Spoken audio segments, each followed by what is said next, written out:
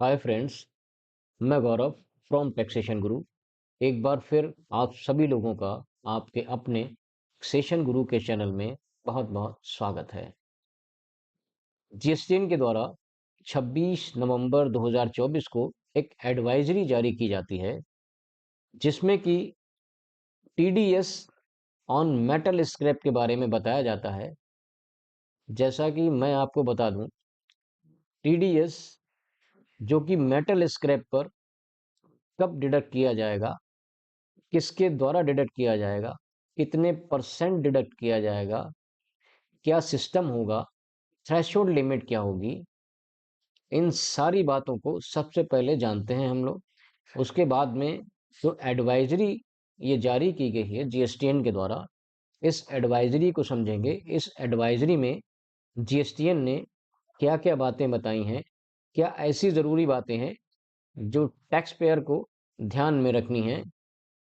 तो जो भी टैक्स पेयर जो हैं टीडीएस डिडक्ट करने की कैटेगरी में हैं ऑन मेटल स्क्रैप पर, तो उन सभी के लिए एडवाइजरी जो 26 नवंबर को जीएसटीएन के द्वारा जारी की गई है, उसके बारे में हम चर्चा करेंगे। लेकिन सबसे पहले जो है, मैं आपको बताऊंगा कि जो मेटल स्क्रैप है, वो मेटल स्क्रैप को कब सीबीआईसी के द्वारा इफेक्ट में लाया गया, कौन सा नोटिफिकेशन जारी किया गया, किस दिन से ये मेटल स्क्रैप जो है आपके लिए, टैक्स पेयर के लिए, चाहे जीएसटी के प्रोविजंस हों या टीडीएस के प्रोविजंस हों, वो कब से एप्लीकेबल हैं। तो इन सारी बातों को बताने से पहले मैं आपको ब्रीफली बताऊंगा सबसे पहले कि मेटल स्क्रैप क्या है। तो मेटल स्क्रैप जो है, मैं आपको बता दूं, मेटल स्क्रैप जो कि 54th जीएसटी काउंसिल मीटिंग में रिकमेंडेशंस दी गई थी टीम के द्वारा। तो ये रिकमेंड किया गया था कि जो मेटल स्क्रैप है उस पर जीएसटी के तहत आरसीएम की एप्लीकेबिलिटी लगाई गई थी। यदि कोई भी सप्लायर जो अनरजिस्टर्ड है और रिसिपिएंट जो रजिस्टर्ड है, वो अनरजिस्टर्ड से यदि मेटल स्क्रैप की परचेस करता है, तो उसको जो है आरसीएम में 18% जीएसटी पे करना पड़ेगा। साथ ही साथ टीडीएस की भी लायबिलिटी उस पर आ जाएगी। तो टीडीएस की लायबिलिटी जो है वो रिसिपिएंट पर कब आएगी, ये सारी बातें मैं आपको पॉइंट बाय पॉइंट बताऊंगा। और टीडीएस टीडीएस का कैसे टीडीएस डिडक्ट करना है टैक्स पेयर को, क्या क्या सिस्टम रहेगा, प्रोसीजर क्या होगा टीडीएस को डिडक्ट करने का, जो जीएसटी का टीडीएस होता है, जिसको कि सेक्शन 51 में जीएसटी एक्ट के डिस्क्राइब किया गया है। तो सबसे पहले मैं आपको बता दूं कि जीएसटी में या बिजनेस में दो कैटेगरी, दो सिस्टम होते हैं।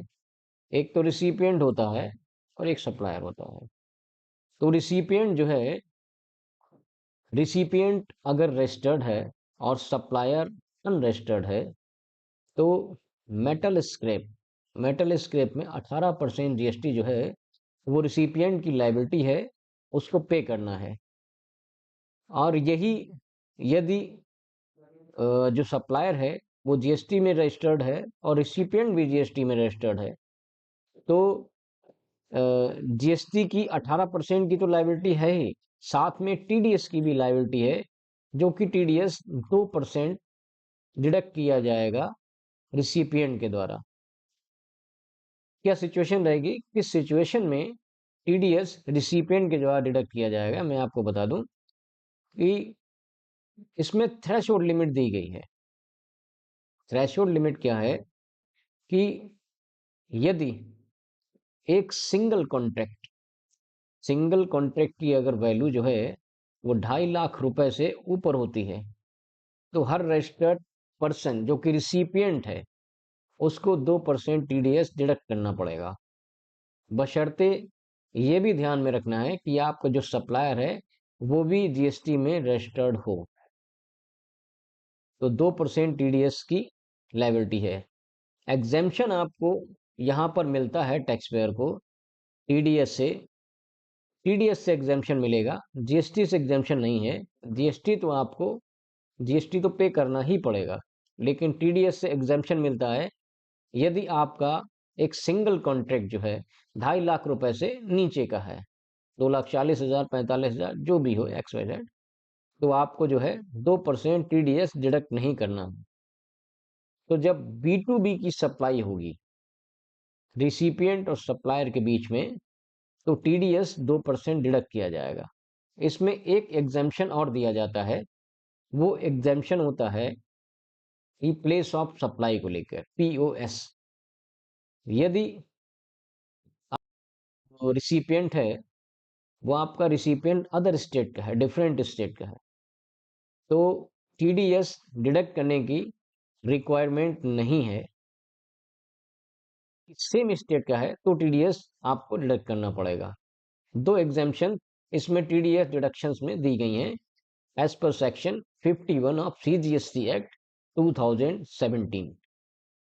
तो मेटल स्क्रैप जो है, मेटल स्क्रैप में यदि आप डीलिंग करते हैं, मान लीजिए आप टैक्स पेयर हैं और मेटल स्क्रैप में डीलिंग करते हैं, तो यदि आप रजिस्टर्ड डीलर से परचेस करते हैं, सेम स्टेट का रजिस्टर्ड डीलर है और रजिस्टर्ड डीलर से परचेस करते हैं, यदि आप 2.5 लाख रुपए से नीचे की परचेस करते हैं तो कोई दिक्कत नहीं है, आपके ऊपर जीएसटी की लायबिलिटी है, लेकिन आपके ऊपर जो है टीडीएस की लायबिलिटी नहीं है। लेकिन यदि आप एक सिंगल कॉन्ट्रैक्ट, यदि आप कोई भी माल जो 2.5 लाख रुपए से ऊपर का आप परचेस करते हैं, लेकिन 2.5 लाख रुपए की थ्रेशोल्ड लिमिट जो है, वो 2.5 लाख रुपए की थ्रेशोल्ड लिमिट आपकी टैक्सेबल वैल्यू को माना जाएगा, एक्सक्लूडिंग जीएसटी।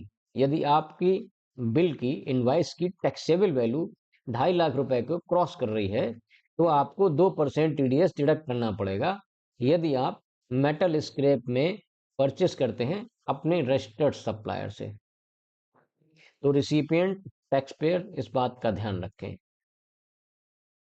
और जो टीडीएस है, वो टीडीएस आपको किस हिसाब से आपको टीडीएस डिडक्ट करना है, क्योंकि टीडीएस डिडक्ट करने के लिए आपको एक सेपरेट रजिस्ट्रेशन लेने की रिक्वायरमेंट होती है। जैसा कि नोटिफिकेशन नंबर 25/2024 में ही बताया गया था कि आपको एक सेपरेट रजिस्ट्रेशन लेना पड़ेगा REG 07 के तहत। तो REG 07 में जब आप अपना रजिस्टर्ड आपको खुद को करवा लेंगे, तो आपके ऊपर यदि टीडीएस की लायबिलिटी है तो आप अपना REG 07 में रजिस्ट्रेशन करवा लीजिए।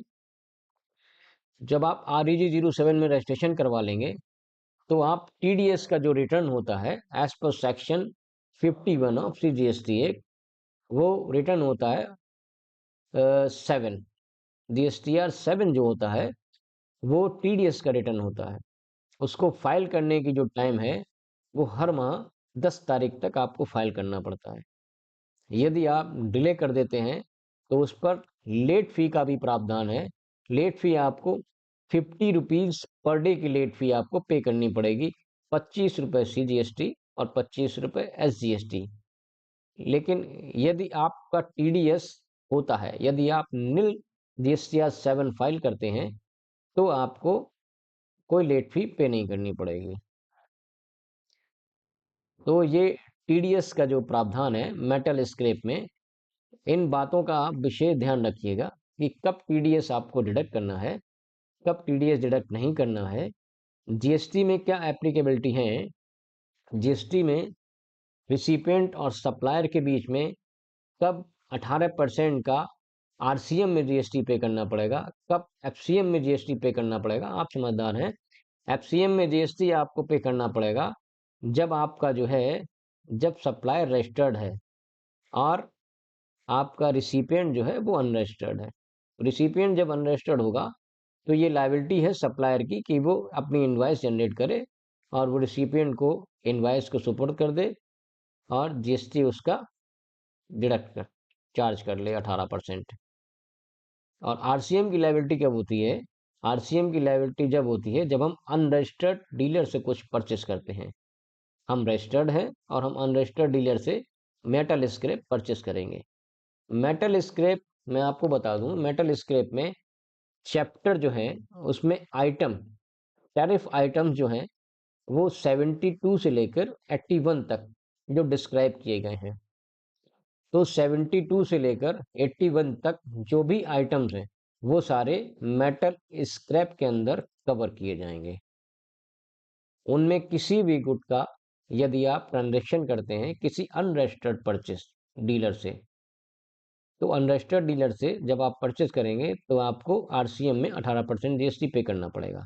और यदि आप रजिस्टर्ड डीलर से परचेस करेंगे और आपकी जो है टैक्सेबल वैल्यू जो है वो 2.5 लाख रुपए से ऊपर चली जाएगी, तो जीएसटी की भी एप्लीकेबिलिटी है आपकी, और टीडीएस 2% आपको डिडक्ट करना है यदि आप रिसिपिएंट हैं।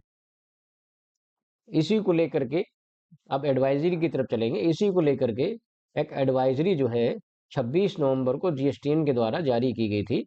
उस एडवाइजरी में ये बताया गया था कि टीडीएस जो कि आपने अक्टूबर मंथ, जैसा कि अक्टूबर 10 अक्टूबर से टीडीएस ऑन मेटल स्क्रैप ये इफेक्ट में आ गया था।